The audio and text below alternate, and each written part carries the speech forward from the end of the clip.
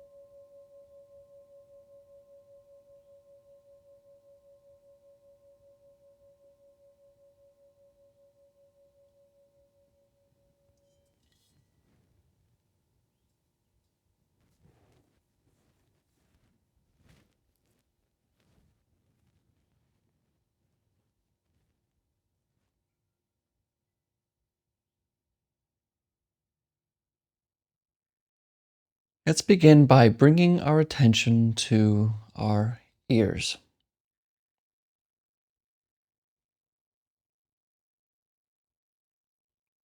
Notice the sounds that are happening around you. And this isn't very difficult. There's no real effort needed here because sound happens by itself. You don't have to try to hear.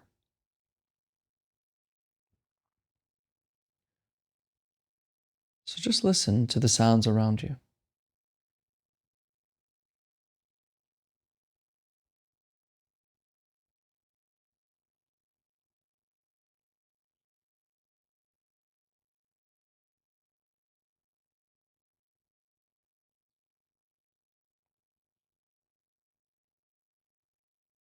And you don't need to label one sound as a good sound or the other one as a bad sound or an annoying sound. Just listen to it however it arises. Let go of your judgments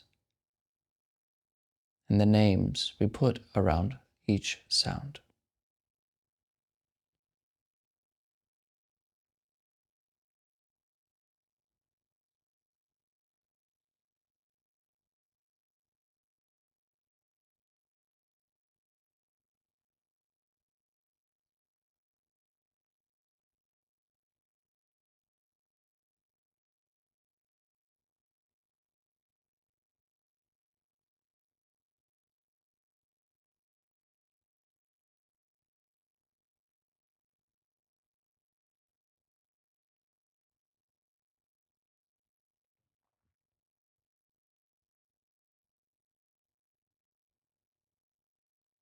And see if you can start to notice sounds not as individual, as distinct separate things, but rather one continuous noise. In other words, listen to the sounds around you as a general hum and buzz of the world, which has no distinctions, just sound, including the sound of my voice.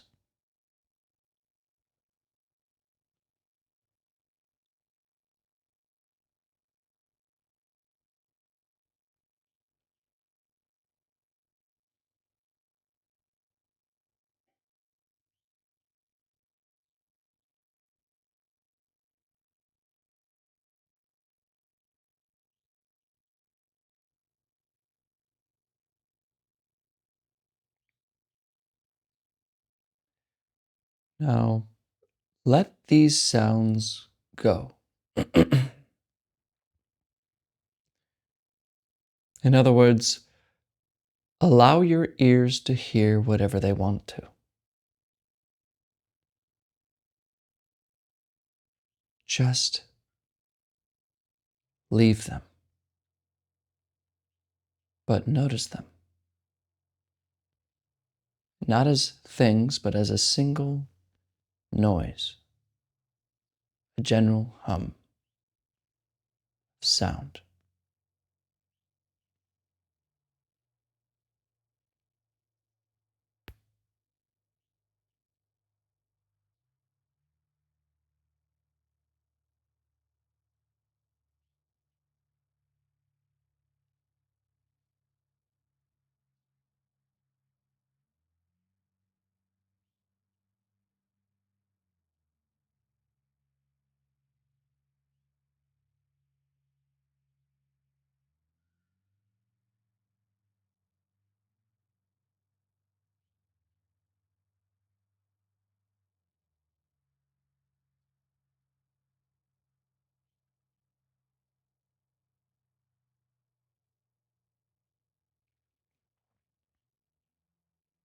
And I may be catching you thinking right now,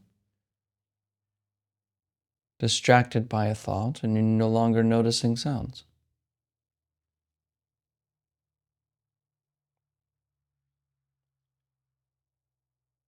But see if you can see or notice your thoughts as just more sound.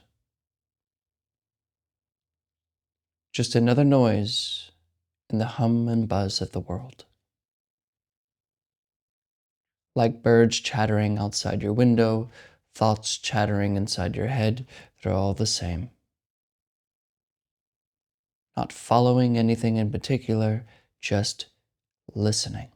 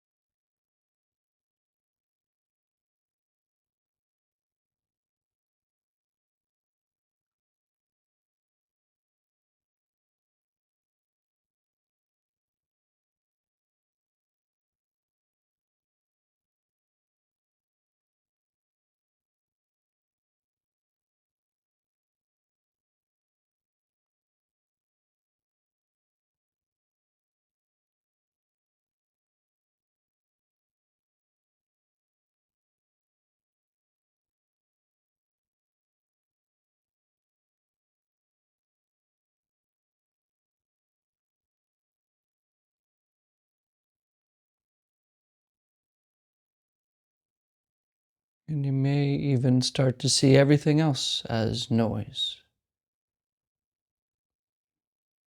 Maybe an itch in your ear, sensation of gravity pulling you to the ground,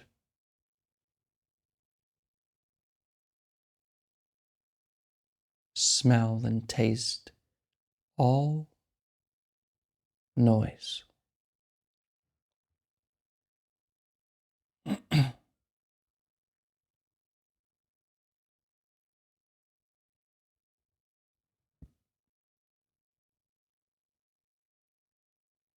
Include it all as the same. Every experience, every sensation, every thought, every sound, all noise that is indistinguishable from each other.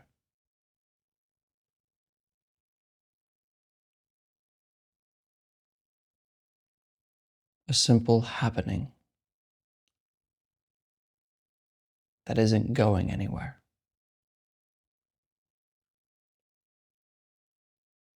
Experience or awareness itself.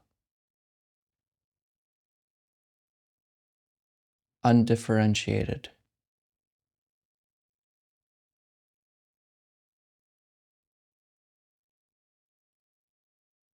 Simply here.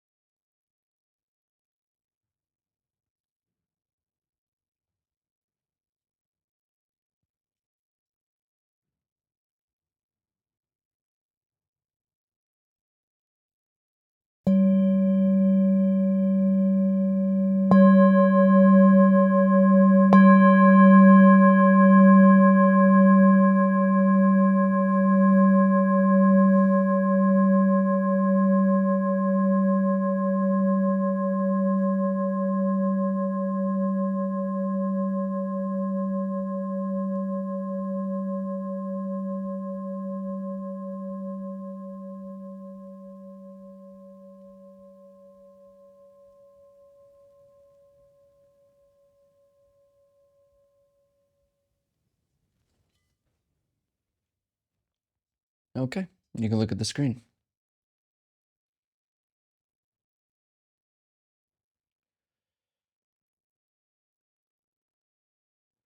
Um, Sound is really important. In fact, when I first started practicing, even before I was really practicing for real, I would just do sound meditation, essentially noticing sounds. That's all, like what we did here. But then beginning to include everything we don't call sound, like feelings, which may be a little bit more difficult if you're new to the practice. But you can almost begin to see everything beginning with sound, because it's very easy to notice, and then seeing all experience itself undifferentiated. Because we say sound as a thing, because it's concept. There's sound, and then there's seeing, there's smell, it's all different. But when you're just really listening to sound, and then a body sensation arises, if you just kind of include that into sound, they cease to be this separate thing. And even, of course, when thoughts happen, which is the differentiating thing, the thing that makes separations, when thoughts are thinking, and you're attached to it, it's like that's sound, that's but you can see thoughts themselves as just more noise, more happening stuff. Body sensations, emotions, it just becomes, it's what in Buddhism, actually, I think in Taoism, they call one taste. One taste. that when you let go of these distinctions,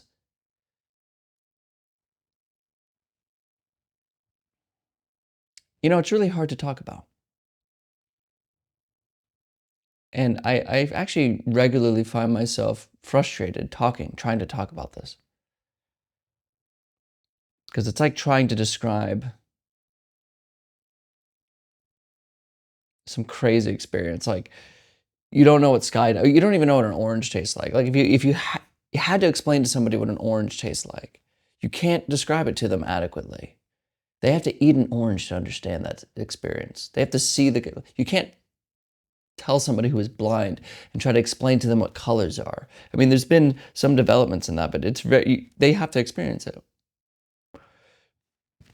It's the same way, like, why it's so frustrating to talk about one taste, or everything's one, or everything's not one, emptiness, and what I'm trying to describe here, because it gives you an idea that then you use to go seek, and that's a big mistake. So,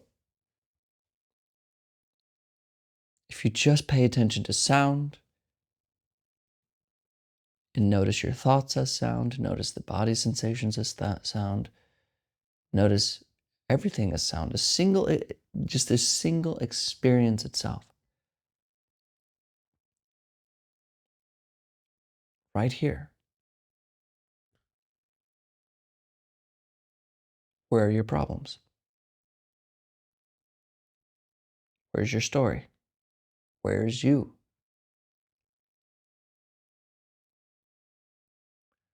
We bound ourselves to a life of frustration and struggle because we attach ourselves to words in our head. And because we attach to these words, we believe that the world that we think about it is the world. And we don't know the world that we don't think about, or talk about, or dissect, or contemplate. And in any way you can return to this non-thought place.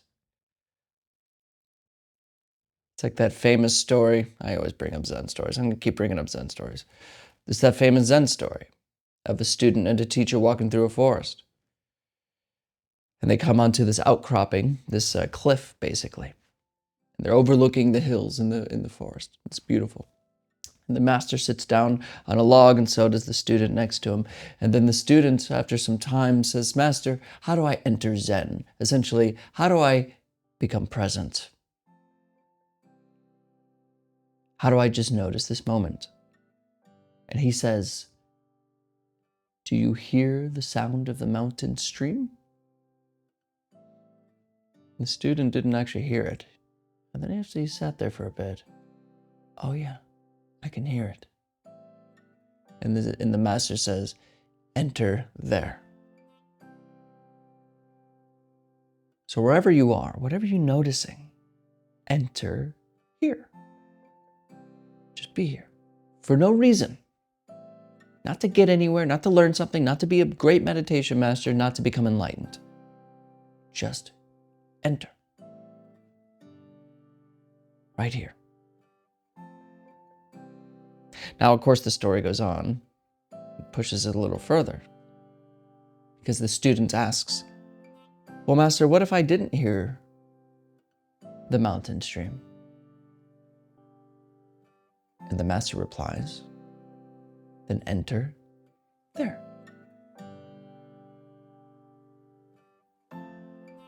Thank you for your time today. And as always, and without exception, I'll see you tomorrow.